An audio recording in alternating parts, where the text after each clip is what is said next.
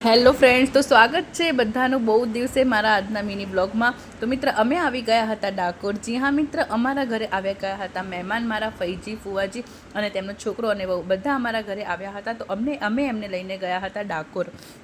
તો અમારે બધાને ડાકોર જવાનું હતું, તો અમે લોકો બધા સવારમાં રેડી થઈ ગયા અને થોડીક જ વારમાં ડાકોર આવી ગયા। પછી ત્યાં અમે સરસ ઠાકોરજીના દર્શન કર્યા। તમે જોઈ શકો છો અમારું આ ગ્રુપ છે, અમે બધા સાથે આવ્યા હતા। પછી અમે સરસ રીતે ઠાકોરજીના દર્શન કર્યા અને પછી બજારમાં આવી ગયા અને બજારમાં અમે બહુ બધી ઘણી બધી આઈટમ હતી તે જોઈ લીધી। અને જ્યારે અમે ડાકોરમાં ફરીને ત્યારે અમને એવું લાગે કે અમે દ્વારકા ફરતા એવું જ ફીલ થાય। અને આ છે ડાકોરના ફેમસ મેથીના ગોટા, જે બહુ જ આખા આપણે કહીએ ને ભારત ગુજરાત બધે ફેમસ છે। બહુ સરસ ગોટા હોય છે, તો અમે લોકો ત્યાં ગોટા ખાવા માટે આવી ગયા। તો અમે લોકોએ બધાએ ગરમા ગરમ ગોટા લઈ લીધા અને ત્યાંનું છે ને ગોટાને દહીં જોડે ખાવાની એક સ્પેશિયાલિટી છે।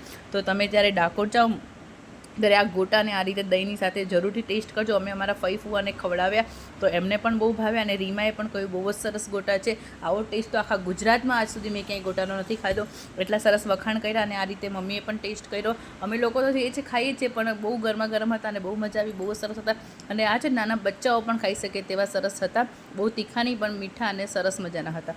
પછી આ ડાકોરનો છે ગોમતી ઘાટ, ત્યાં આવી ગયા, ત્યાં અમે દર્શન કરી લીધા।